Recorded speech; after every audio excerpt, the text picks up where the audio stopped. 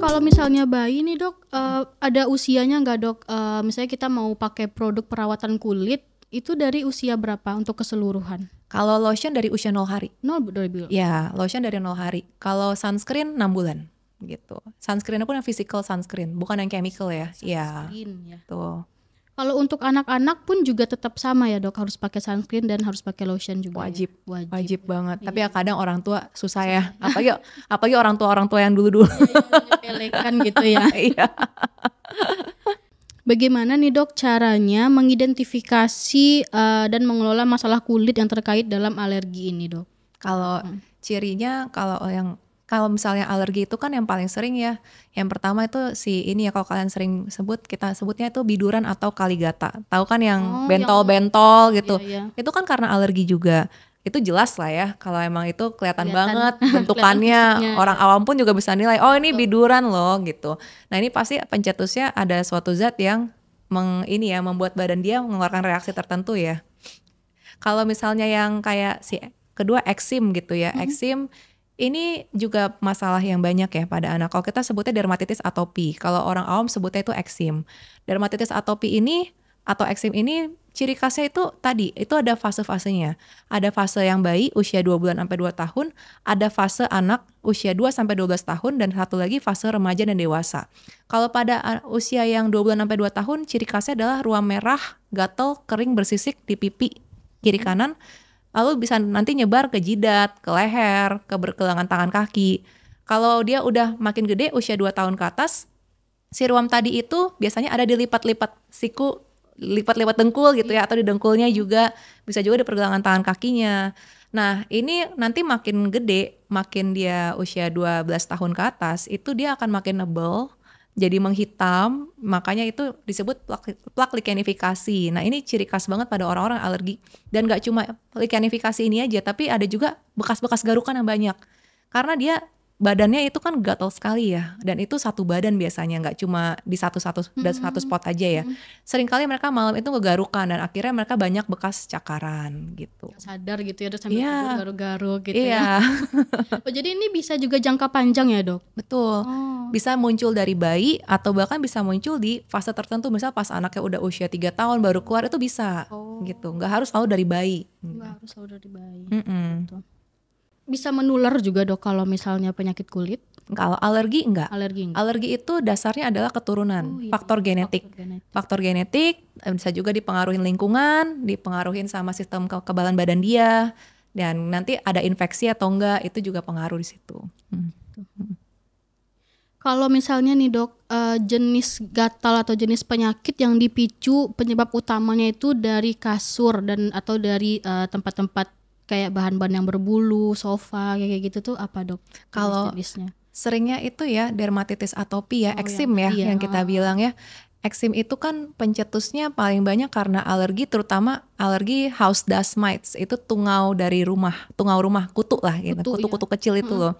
Nah ini seringkali orang tuh lupa, mereka selalu bilang saya udah ganti spray, saya udah ganti sarung bantal, sarung guling. Mereka lupa kasurnya itu nggak diapa-apain gitu, kasur tetap begitu-begitu aja. Jadi ya jangan lupa, spray itu kita lihat seakan-akan dia seperti kayak nggak akan ketembus. Lah jarum aja nembus, masa iya kuman atau yang kayak kutu kecil banget itu nggak bisa nembus? Bisa banget, pori-pori spray itu gede untuk ukuran mereka. Jadi pasti kasur yang masih ada kutunya itu tetap bisa nembus ke spraynya dan keluar lagi nanti alerginya. Betul ya. Dampaknya itu emang benar-benar besar ya dok ya kalau misalnya kita terpapar tungau dan kuman, apalagi debu ya dok. Kalau misalnya kualitas udara itu mempengaruhi juga nggak dok? Pengaruh juga. Karena kan di udara itu berterbangan juga si tungau juga, si debu atau bulu binatang. Nah, kenapa disaranin juga untuk pasang air purifier untuk orang-orang yang alergi, yang ada HEPA filternya juga gitu. Kalau bisa emang ada sinar UV juga.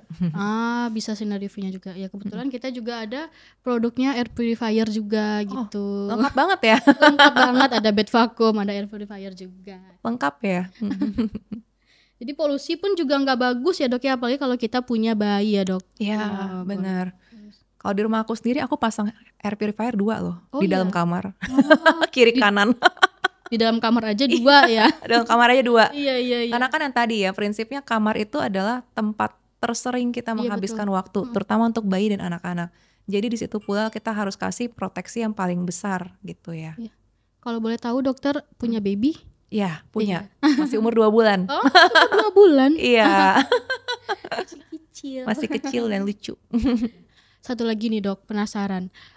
Kasur itu sebenarnya ada umurnya nggak dok? Bisa nggak kita pakai jangka panjang gitu? Atau emang harus berapa tahun kayak gitu? Kalau yang pernah saya tahu sendiri ya, kasur itu sebenarnya disarankan dipakai maksimal 10 tahun sebenarnya. Tapi kan kenyataannya susah ya. Harga kasur itu mahal sekali. Mahal banget gitu ya. Kasur aja bisa mulai dari yang minimal 3 juta untuk yang gede sampai yang puluhan ratusan juta kan ada. Iya. Aku agak ragu ya orang mau ganti tiap 10 tahun sekali kecuali dia pindahan dan kasurnya udah gak mau dipakai lagi. Tapi emang ada. Mungkin bisa dari yang kita vakum aja dulu gitu ya biar memperpanjang umur kasurnya kayak gitu ya dok. Ya pokoknya kita maintain gimana pun caranya supaya umur kasur ini bisa bertahan lama. Karena ini lebih murah mencegah daripada ganti kasur. Betul. Dan bantal juga sama ya dok? Sama. Kan sama ya tadi prinsipnya sarung bantal, guling gitu ya, semuanya nggak cuma harus diganti sarungnya tapi semuanya ya dibersihkan semua.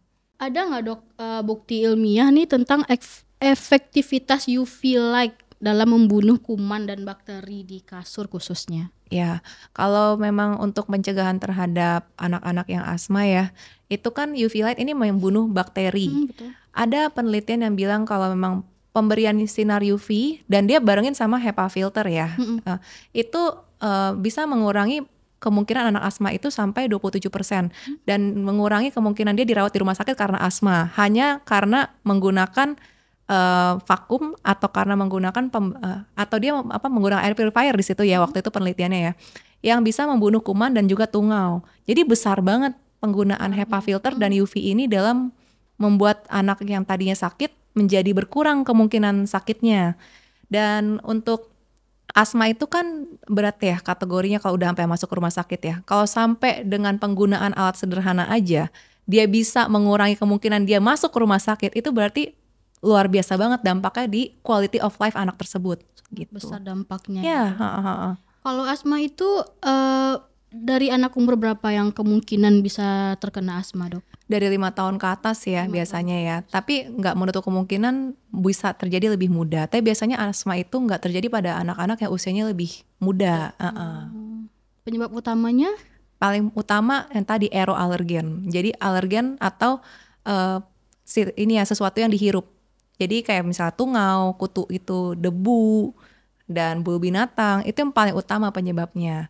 Nggak menutup kemungkinan karena penyebab alergi makanan juga bisa. Oh asma. Ya, tapi nomor 1 tetap aeroalergen. Keturunan juga bisa ya dok? Keturunan itu biasanya memang udah ada. Jadi ada bakat. Tinggal pencetusnya nih. Jadi kita punya bakat, kita dicetuskan lagi nggak kalau kita punya bakat tapi kita nggak ada pencetus dari lingkungannya, ya masih bisa dibilang aman lah ya. Karena kan nggak ada yang men-trigger. Karena dia nggak mungkin terjadi kalau nggak ada apa-apa gitu. Biasanya kalau misalnya ada sesuatu lagi yang mencetuskan baru dia keluar gitu. Jadi bisa dicegah ya dok ya? Iya betul. Dan tungau dan kuman itu juga bisa terhirup ya dok? Bisa. Tungau, kutu kasur gitu? Bisa, karena kan kecil sekali kan. Dan dia bahkan di ruangan ini aja kita nggak sadar nih. Biasa kita ternyata ada. Karena kan ada karpet misalnya. Juga ada barang-barang lain kayak tanaman-tanaman lah atau bahkan misalnya kayak boneka-boneka itu kan juga di situ tempatnya mereka bersarang biasanya kayak gitu. Kalau untuk dokter sendiri nih, dokter sudah memakai bed vacuum cleaner belum dok di rumah? Sudah. Ya tapi memang ini ya kalau sekarang mungkin karena masih new mom ya, jadi emang untuk saya sendiri, kalau bukan aku sendiri yang lakuin ya, tapi ya itu asisten di rumah. Aku memang udah nggak sempat. Nah, gimana tuh dok cara ngebagi waktunya nih dokter punya baby sebagai dokter juga gitu. Gimana tuh cara memprotek babynya? Kalau aku prinsipnya adalah kita sebagai parents itu kerjasama ya. Suami dan istri itu kerjasama itu penting banget. Punya anak bukan tanggung jawab si istri saja, tapi tanggung jawab suaminya juga. Betul. Dan di sini dalam hal apa suami bisa membantu? Menyusui jelas nggak bisa kalau netel langsung, itu pasti tugas kita. Tapi dia bisa bantu gantiin popok, mandiin, terus Ya simple-simple beresin kasur lah. Atau kalau memang suami lagi kerja, saya keteteran, ada juga kebetulan banget emang di rumahku ada asisten juga, orang-orang yang bisa membantu kita. Dan nggak cuma itu, kadang ngebagi waktu untuk konten juga ya. Konten kreatif juga. Tapi sebisa mungkin aku usahakan supaya semua kegiatan aku nggak mengganggu fungsi utama aku sebagai ibu. Makanya kalau lihat di bio aku, di bio Instagram, nomor 1 profesi aku adalah ibu. Mom. Ibu, kedua baru dokter anak, ketiga baru konselor laktasi, keempat terus menjadi. Pokoknya pertama itu ibu. Apapun yang terjadi, aku nggak akan lepasin tugas peran utama aku sebagai ibu. Nggak bisa profesi yang lain itu, gitu. Nggak bisa diganggu. Nggak bisa diganggu gugat. Betul. Dok, satu lagi nih, kalau misalnya nih bayi kita itu terkena gatal dan penyakit kulit kayak gitu, itu juga bakal mempengaruhi ke sifatnya gitu nggak? Misalnya dia tantrum atau dia rewel kayak gitu ya dok? Pasti, karena kan kalau dia gatal dia nggak nyaman ya. Iya betul. Dia bahkan dibilang kalau dermatitis atopi atau eksim yang berat, yang udah lebih dari 50% dari luas permukaan badannya itu dia kena, itu anaknya jadi gampang banget marah. Benar-benar ada gangguan emosional. Dan kalau misal seperti ini nggak segera diatasi, ini nanti akan berlanjut ya. Anak-anak kan harus sekolah, pasti gangguan prestasi belajar, ada gangguan yang lain juga ya perkembangannya. Dan ini harus segera mungkin diatasi penyebab kulitnya. Dan penyebab yang lainnya juga ya, pencetusnya itu juga harus segera dihabisin semuanya gitu. Betul, jadi emang mempengaruhi juga kalau dia tuh kurang enak badan, kurang ada yang sesuatu yang kurang gitu, pasti dia rewel gitu ya dok ya. Betul. Gitu. Nah kalau misalnya anaknya nih udah masuk sekolah gitu dok, gimana tuh cara ngeprotek kebersihan si anaknya di sekolahnya supaya nggak terkena macam-macam lah di luar sana, kita nggak tahu ya.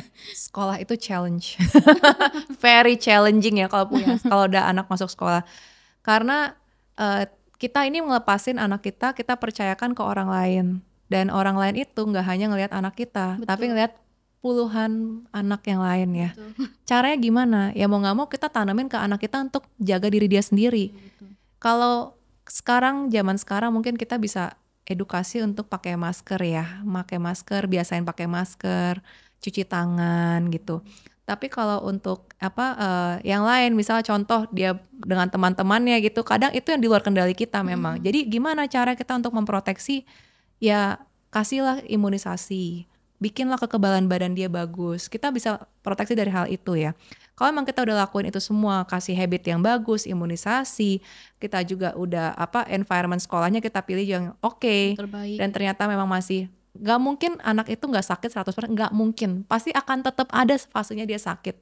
Karena gak semua virus sama bakteri itu ada di imunisasi. Ada juga virus-virus lain yang belum ada imunisasinya, dan itu pasti dia kena. Dan pada saat itu ya bersyukurnya kita udah membuat lifestyle yang bagus sehingga imunnya bagus, pada saat dia kena dia nggak akan jatuh ke penyakit yang berat gitu. Udah ada pondasinya dulu gitu ya dok. Karena sekolah itu challenging banget. Anak yang tadi yang nggak sakit bisa aja masuk sekolah dan gak gampang sakit-sakitan. Iya, karena emang ya teman-temannya gitu kan sama-sama. Iya. Jajan-jajan teman-temannya gitu ya. Dia suka pakai masker, lihat teman-temannya nggak pakai masker, ikutan lepas juga. Nah itu yang harus tanamin benar-benar sih. Betul. Oke dok.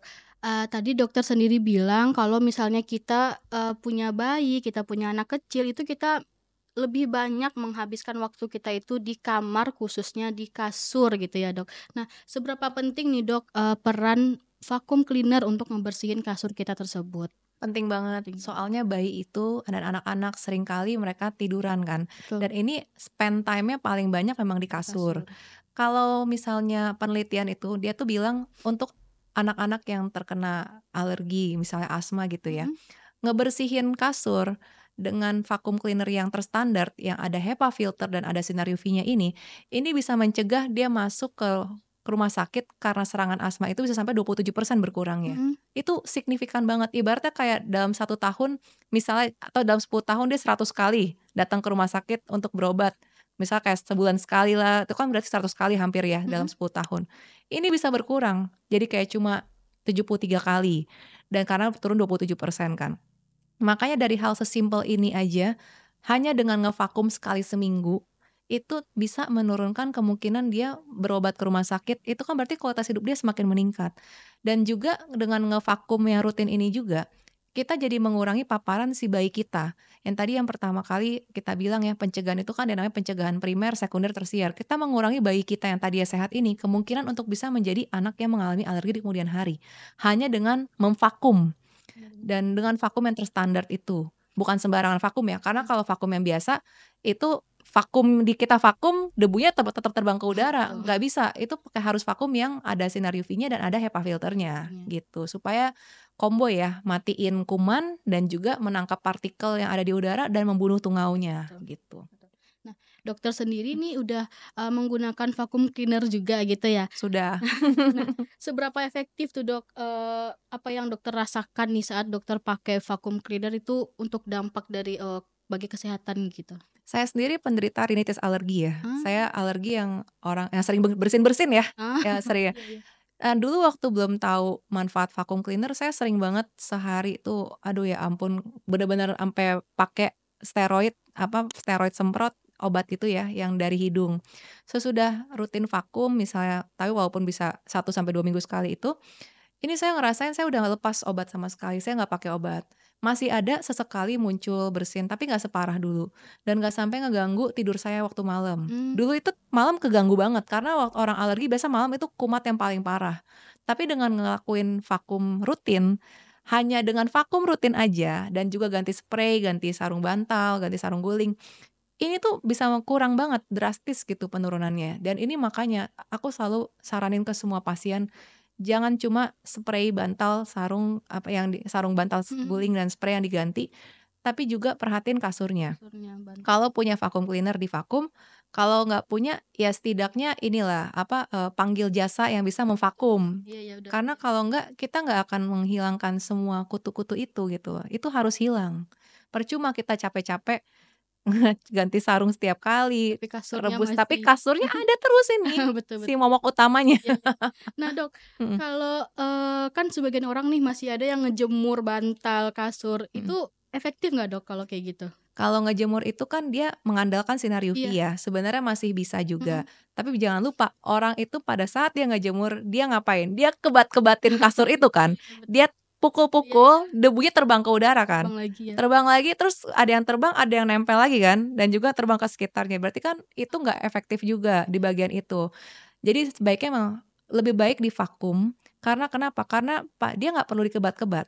Karena vakumnya itu vakum yang baik itu dia harus bisa seperti dikebat-kebat, tapi diserap sama dia. Iya, diserap sama HEPA filternya dan dibunuh sekalian dengan sinar UV-nya juga untuk semua kuman dan tungaunya. Iya. Betul, jadi nggak efektif juga lah ya dok, kalau apalagi kebut-kebutnya di dalam ruangan gitu ya dok. Iya. Itu nambah masalah baru nanti. Kadang orang mau tidur dikebut dulu kasurnya gitu, itu bikin terbang si debunya tadi ya dok ya. Betul.